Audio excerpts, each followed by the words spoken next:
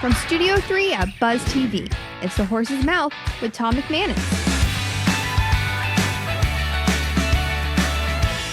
All right, time once again for another edition of The Horse's Mouth here on Buzz TV. We're back at my bar, of course, back at Tommy Max, and brought to you by my good friends at TruckCrashLaw.com. We're talking Jacksonville, we're talking a little technology, we're talking to a great panel right here at the bar. Let's welcome him in. Doug Bryant Jr. from Ninth Bridge, yes, Jacksonville. Hi, Doug. How are you? Doing good, man. Welcome. Dion Giles as well from Ninth Bridge. How you doing? Doing pretty good. Are you guys you together on this Ninth Bridge Jacksonville? Tell us. We'll start with you, Doug. Tell us what it's all about. So actually, back in 2016, we started Ninth Bridge, a buddy of mine.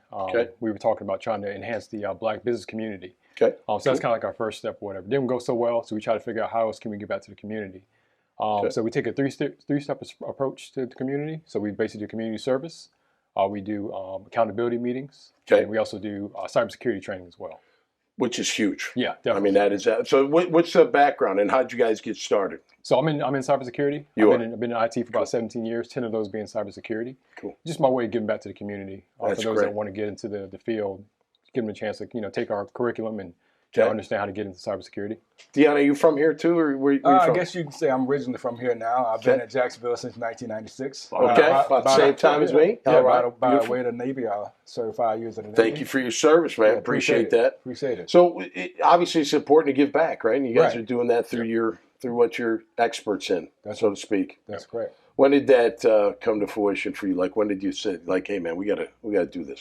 Well, I think it was mid last year. Okay. Maybe mid last year was like, hey, maybe we need to do something where we can, get a lot of people there coming to myself and Doug and say, hey, looking to change careers or how to get in this, cybersecurity. So we're like, okay, let's do maybe the time to get a education workshop going on, so we can, start, like a feeder system almost, right? Like get the kids going and get them all, up to speed, up to par and doing it, right? And then having a career.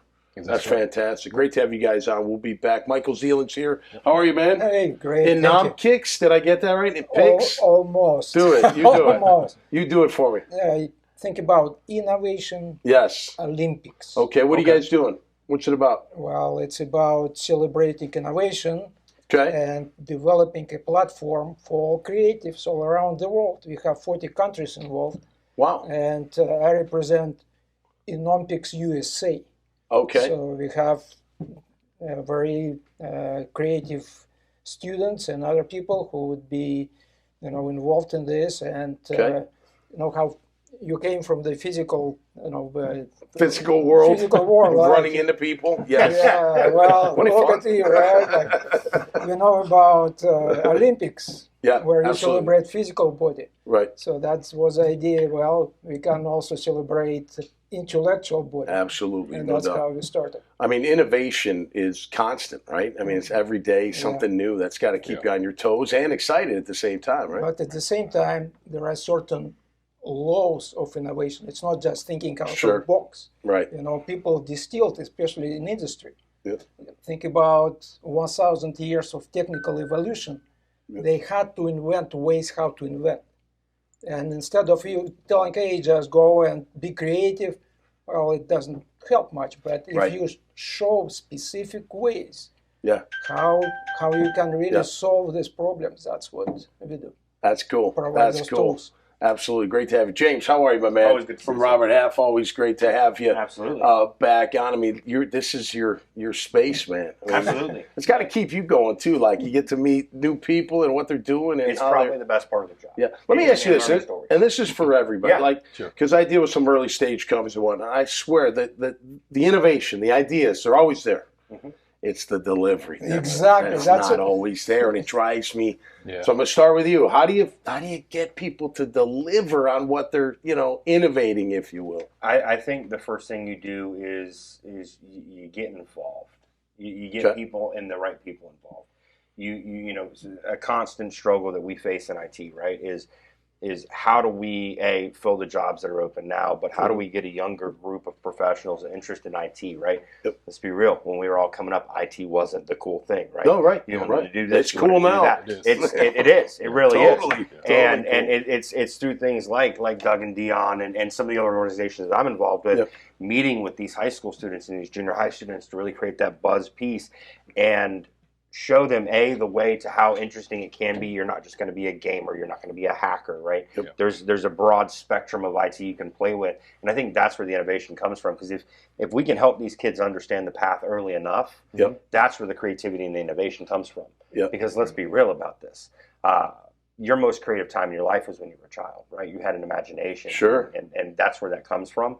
And I think that's going to be the biggest peg to innovating in the future is really getting these kids interested young. Yep. Because some of the things these school programs are doing are fantastic. Yeah, and you got to be well-rounded though too, right? It can't, that I think that's what like IT used to be, and I don't mean this in a negative, nerdy type. I don't mean that negatively. Right. I just mean it's very smart and very focused on.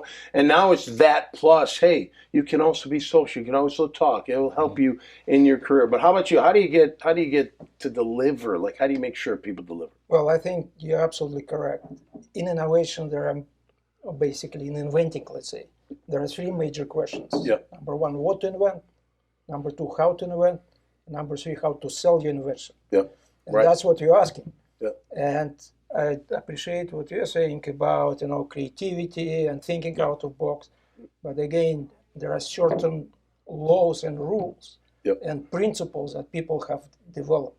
Instead of you trying to invent something new, you follow those principles. It's almost like algebra problems. Right. And by the way, my PhD is in physics and mathematics. Oh boy. And I teach maths and physics. So nobody invents algebra rules.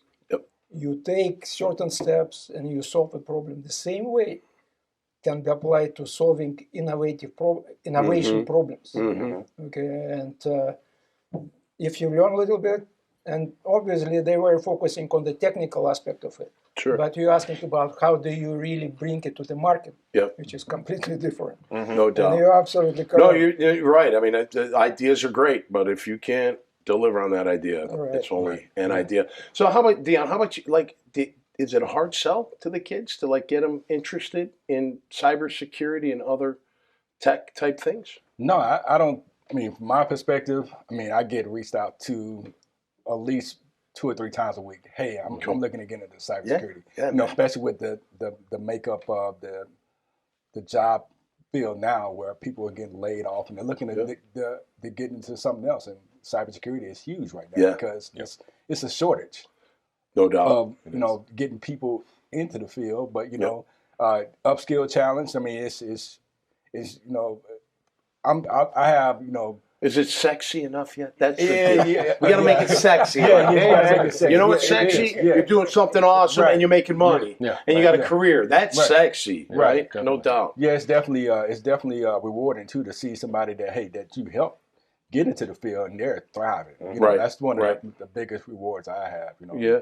So the reward of you're keeping these businesses safe. I mean, it only takes a split second to get hacked, right? Right. You always got to be on top of keeping that cybersecurity up to par, right? Yeah. That's an important job. It's a real important job. And it continues to grow. So the future, all you kids out there, listen, the future continues to just keep going. The ceiling keeps going higher and higher. So every day you're learning something new, right? So to answer your question, I think just giving them access to understand what's out there and letting them know it's not as hard as you think, right? Because a lot of people think it's so hard to get in technology. But if you kind of be that mentor for them and say, hey, this is how I got into it, show them resources, connect them with the right people. That's cool, man. We'll start spending, basically. That's cool. All you guys doing great work out there. I appreciate that, and I know the people out there appreciate it too. So keep up the great work, and thanks for being on the show. All right, all the best. Thanks, James. You're the man. Hey, check out these guys online at iwannabuzz.com. You can look at their profile. You can see what they're doing, and you'll see their link to their websites and everything involved, and maybe you too can get involved with them. So until next time, stay safe and be cool out there. We'll see you right here on The Horse's Mouth. Cheers.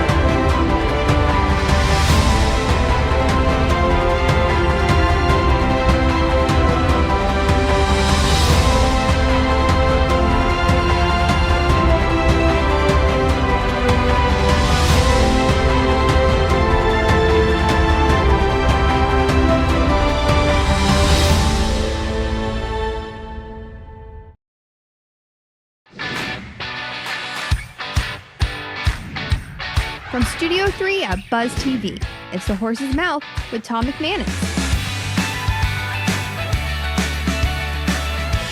All right, welcome into another edition of The Horse's Mouth here on Buzz TV, brought to you by my good friends at TruckCrashLaw.com. Of course, we are back at the bar, back at Tommy Mac's, and we're talking healthcare this time around. My guest just came in from Wisconsin out of nowhere. His name's Ryan Waters. He's a hospital and healthcare professional. Let's welcome him in. Ryan, how are you, man? I'm doing great. Good to see you. Thank you. You're from Whiskey, are you? I am from Wisconsin, born and raised. Nice, nice. And you went to school up there as well? Yeah, I went to UW-Whitewater. Okay. How'd you get down to Jayville? What brought you down here? Work and weather. Okay. Yeah, more weather than work. But I grew up not too far from Wisconsin, so I know the weather. Yeah, the greatest day of my life was giving away my snowblower. There you go. Yeah, you don't have to do that here. That's for absolutely. Sure. So you're in the healthcare space, if you will. What have you been doing throughout your career? So roughly 20 years spent in healthcare, biotech. Medical device, various roles and responsibilities, but mainly sales, marketing, operations. Worked my way up into the executive areas of businesses. Okay. Cool. And it's been a ride. What's your favorite? Was operations, sales, marketing? What's your favorite to work on? Well, after about 16 years in sales and marketing, I made a change into operations, and that's where I really fell in love because it really afforded me the opportunity to learn the leadership side of the business, the X's and O's, the strategy that goes into it in growing the business, and fall in love with the mentoring aspect of business. So that's where my heart is. How about with the hospital scene? What have you done with them? What have you been doing with them? Way back when, you worked for a company that made diagnostic equipment, test kits, that sort of thing. We sold into the hospital space. I worked for a medical device company that manufactured products, disposable equipment that, again, went into the medical healthcare hospital space. So I've quite a bit of experience in that. Well, you know, bartenders are tremendous networkers. Did you know that? And two of my very good friends are big-time executives, one with Medtronic and one with Stryker. So maybe I know those companies. We actually sold into those. Because the medical device company I work for, we did a lot of OEM manufacturing and work. So we did a lot of work. A lot of distribution work through those organizations. What's your favorite? You got a favorite medical device? Like anything that comes to mind? We've seen a couple cool ones here that have been really neat. I would say the orthopedic space is probably my favorite because they do some amazing work. It's pretty incredible. Yeah, I have a cadaver ligament in my right knee. I do too. From 1997. I do. You did that? You went that route as well? The whole high school football thing really did me in. But that was a good less invasive surgery. Like a lot of people did the patella or the hamstring, and I was like, nah, I'm going to go cadaver. Yeah, I did that when I was playing with the Jags too. But it never had a problem ever. Okay, good. Let me ask you this, and you may not be able to answer this, but this has been on my mind. And not friends of mine. I don't mean this as a blanket statement to medicine and doctor, all that, but I have trouble trusting doctors and hospitals and stuff. I don't know, and I know they got a job to do. They got Do you think people out there feel that way? I mean, or am I just maybe overthinking things? No, I think there's a general sense these days, through the pandemic and everything that's been going on with that. But for me personally, it boils down to finding somebody you trust. And then sticking with that and getting the advice. The medical advice that you believe in as well yourself, based it on your own personal background and experience. And if you can find that, then you stick with that. Cool. Good advice. Yeah. Good advice. Yeah, absolutely. So what's next for you, Ryan? What's next? Again, I am a student of leadership. I love company culture. Years ago, I started my own consulting business that focused on that. COVID wiped me out, unfortunately. But so now I'm looking for that next great opportunity where I can really bring all of that together and help a company. Yeah, absolutely. Well, I hope we can help you here on the Horse's Mouth, man. That. Absolutely. Yeah, Best of luck to you. Really appreciate it. It sounds like he does it all. You can check out his profile, what Ryan does at iwannabuzz.com. You can check out everyone that sits at the bar by visiting that website. Always great to have new people on this show, and everybody is welcome at my bar. So until next time, stay safe and be cool out there, and we'll see you right here on the Horse's Mouth. Cheers.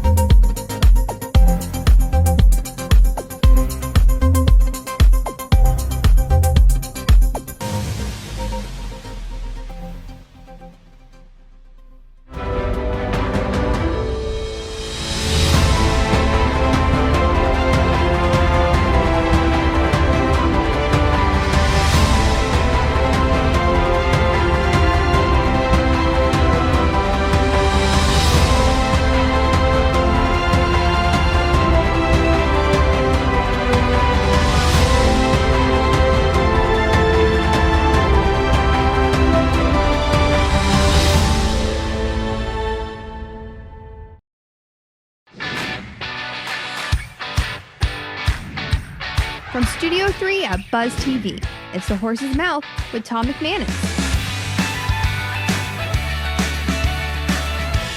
All right, welcome into another edition of The Horse's Mouth here on Buzz TV. Of course, back at my bar, back at Tommy Mac's, where we meet all kinds of people on this show. Brought to you by my good friends at TruckCrashLaw.com. We're talking tech, we're talking performance, we're talking David Sillick. We got a great show lined up for you this time around. Let's welcome the panel. Connor Getteby, Director of Sports Performance at Flagler, University of Flagler University. As I mentioned, my oldest daughter will be graduating from Flagler beginning of May. How long you've been at Flagler University? Flagler College. Sorry. Whatever. Flagler. How long you been at Flagler? My apologies. No, you good. January made it 4 years. Okay, so, great. And I'm there till they fire me. It's the best job I could ever ask for. Oh, I love it down there. No doubt about it. And they have some great athletics down there. Baseball is really good. Soccer, basketball. I mean, more than that, obviously, but plenty down there. How'd you get into it? How long you been in the strength and conditioning sports performance field? Almost a decade. The most abridged version I can give you is I didn't start out as I started out in college as a video and television major. Went to Hofstra University up in Long Island. Very long story short, switched to exercise science. Just got really lucky that they also had some phenomenal professors there that guided me towards, it wasn't just like I know I made the right decision with exercise science, but then they helped guide me towards intern with the Hofstra strength and conditioning. Sure. And 30 minutes into the first day, I was like, yeah, I'm going to do this for the next 50 years. Cool. And then made a couple of different stops. Did a graduate assistant position at Waldorf College in Iowa. Okay. Worked with Pittsburgh Penguins Elite, so they're like AAA hockey, like 18U and down. Cool. Worked at the University of North Florida. That's what got me down to Florida. Okay. And then about, like I said, little over 4 years ago, was lucky enough to land the Flagler job. The Jets training camp is at Hofstra, right? Would you get any internships? Weren't they at Hofstra for a little bit or no? I think it was. Okay. I think I was there just after they had switched, or it was kind of a transition period. Okay. So we did get some of their old gear. Okay. So some of the when we were just talking beforehand, it's a lot more technology based now. Yeah, it is. There's a lot more things that can track things like that. And they were like, yeah, we don't need this $12,000 piece of equipment. Here you go. Nice. So we were lucky in that regard. Cool. Well, great. How closely do you work with athletic trainers on every day, avoiding injuries or rehabbing from injuries? Yeah, not just every day, every hour. I mean, their office. Fortunately, their offices are directly under you're ours. Really integral. Yeah, you got to work with them big time for sure. It's I've been at a couple of places where it's never been a toxic relationship, but it's been sort of standoffish. Of hey, we're doing don't tell us how to program and don't tell us how to treat athletes. But here, it's very just like look, we have a shared goal, and it's keep them healthy and win games. Number one. Got to keep the players healthy, no doubt about it. Great to have you on the show, Jesse Friedman. How are you, my man? Good, man. How are you? What are you doing? You're you're building EOS. Yeah, platforms? EOS. It's entrepreneurial operating system. Okay. Really. Gino Wickman.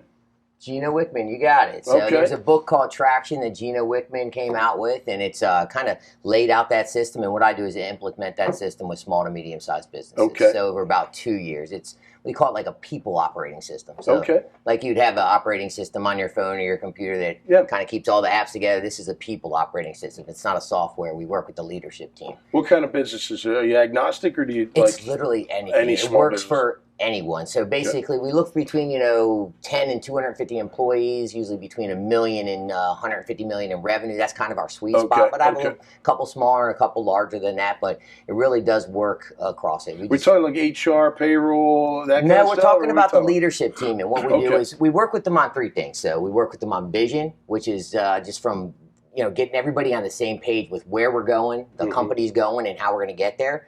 And then Traction, which is the name of the book, is really instilling discipline and accountability throughout the entire organization. So everywhere you look, you can see people executing on that vision. Okay. And then Healthy, just making sure that they're all cohesive, fun-loving, healthy team that likes to work together. Okay. Interesting. Right people in the right seats. Right people in the right seats, building accountability chart, core values, building that vision, and putting in some metrics and stuff to measure. Goals to hit, that type of thing. Yep, exactly. My partner in Tab Jacksonville, Emery Ware, was an EOS implementer. Okay.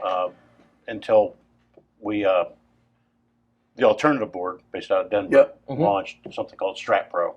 Okay. And they're sort of similar programs, Interesting. workshop driven programs. Jesse, what's your background? Have you always been involved? Yeah, so I owned a few businesses, and really that's kind of how I got into it. Is my last business that I owned prior to this one, it was running, it was kicking butt, but man, my family sat me down and were like, "You're never home." You're just, I mean, I didn't even realize it. Like, and I woke up, I was like, "Wow, I need to change." So I let go of that and went and started running another company with a guy that was one of my past clients, and he brought in EOS Implementer, and I was like, I was just obsessed with it. I was like, man, if I had this, it gives you the freedom to have your life along with running this just and amazing it's so success. difficult to self-implement. It is. I've seen only a couple people do it successfully, but really, if you buy into the EOS process, it's best to have an outside implementer. You think this is crazy? You think sports will ever get to that? You know what I mean? Like, because typically, like in a sports organization, you got your head coach, and he's just just talking. Like he's telling you his philosophy, and you're following it. I use sports as analogies the entire process because it really actually lines up perfect with it. To tell you the truth, it's trusting that the guy next to you is going to be doing their job. If you're sitting at center and you're left tackle, you need to make sure they're going to be hitting their block just as. Anyway, so if you're trusting, once you get the right people in the right seats, you're trusting them, and it's about working as a team. Yeah, it's everybody sharing that same value. You know better than anybody. You get that team, and they all kind of have that one mission, the Super Bowl, or I always say we're looking at not just building to get into the Super Bowl. We're looking for building a dynasty. I guess I meant like, you think we'll get to that point? Like with the sports, like here's the player, like you worked out today, or do you know this? Whatever you got to fill in, whatever you got to fill in on this on the program, or what do you think? I don't know if automation's the right word, but certainly in the front office. I could see it working. I mean, it can run any business like that. It definitely them tracking their coaches and the trainers and what they're doing, metrics and stuff like that, and making sure from the up top that the core values that when they're hiring people on that they're going to fit the culture of the team, the organization. Absolutely. All right, we're going to wrap. Go ahead. Go ahead, Connor. With regards to like using technology within sports, getting down to getting into the weeds, like the real brass tacks of like tracking athlete readiness and things like that. Like as you said, Coach Ashley Martin, our women's soccer coach, is very happy with how essentially every single coach in our department does things, but he is probably the best in terms of periodization and making sure that he's tracking his athletes' readiness on a day-to-day basis. Absolutely. So I think that's kind of what you're referring to, that's more coaching based versus at the top administrative. No, so like me, I do it anyway. Like I got to injury, I got to rehab, I got to go in the ice tub, I got to do whatever I got to do. I'm just going to do it, but this is a way to make sure that everybody does it. Yeah, it's fascinating to me, but that's cool. Great to have you guys on the show, man. Thanks so much for your time, David. Always a pleasure. Hey, if you want to see these guys and what they're doing, you can go check them out at iwannabuzz.com. All my guests, you can see what they're doing right there at iwannabuzz.com. So until next time, stay safe and be cool out there, and we'll see you right here on The Horse's Mouth. Cheers.